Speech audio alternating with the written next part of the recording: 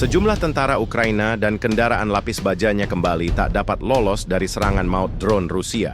Rekaman detik-detik serangan diunggah di Telegram pada Jumat, 14 Februari 2025.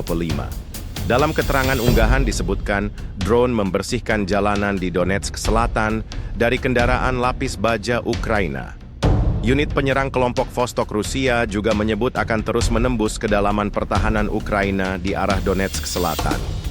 Pesawat serang Rusia secara aktif didukung oleh operator kendaraan udara tak berawak. Operator pesawat tak berawak menghancurkan tank dan kendaraan lapis baja, mobil dan tenaga kerja angkatan bersenjata Ukraina yang diidentifikasi oleh pengintai. Jelas narasi unggahan.